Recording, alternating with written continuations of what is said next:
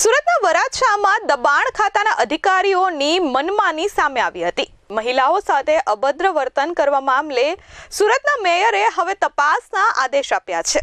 વરાછામાં જ્યારે દબાણ ખાતાની ટીમ દબાણ હટાવવા ગઈ ત્યારે એક વૃદ્ધ મહિલા સાથે એલફેલ ભાષામાં વર્તન કરવામાં આવ્યું હતું અને તે મહિલા જ્યારે પોતાનો માલ સામાન છોડાવવા ગયા ત્યારે ઝોનના અધિકારી ભટ્ટ સાહેબ ઉર્ફે હિતેશ બ્રહ્મભટ્ટે એલફેલ ભાષામાં બોલી અને વૃદ્ધ મહિલાને અપમાનિત કર્યા હતા। આ વિડીયો વાયરલ થતા અને તેમની વાતચીત સામે આવતા સુરતના મેયર દક્ષેશ માવાણીએ તપાસના આદેશ આપ્યા છે અને ઝોનના અધિકારી હિતેશ બ્રહ્મભટ્ટને સો કોઝ નોટિસ પાઠવી છે।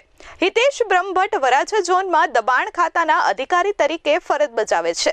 કામગીરી દબાણ હટાવો ઝુંબેશ દરમિયાન હિતેશ બ્રહ્મભટ્ટ દ્વારા 65 વર્ષના વૃદ્ધ મહિલા સાથે અભદ્ર વાણી વિલાસ કરવામાં આવ્યો હતો અને આ વાતનું ધ્યાન મેયર સાહેબને પડતા તેમને તાત્કાલિક જ તપાસના આદેશ આપ્યા હતા।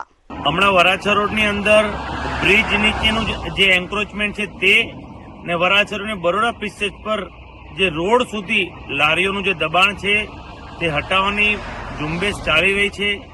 તેમાં સોશિયલ મીડિયાની અંદર ગઈકાલથી એક મહિલાનો વિડીયો ફરી રહ્યો છે।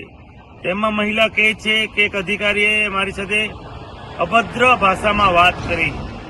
મેં આજે તે વાત ઝોનના વડાને કરી છે ને આમાં જે કોઈ અધિકારીઓ હશે એને તાત્કાલિકના ધોરણે શિક્ષાત્મક પગલાં લેવામાં આવે। Bureau report S24 news Surat.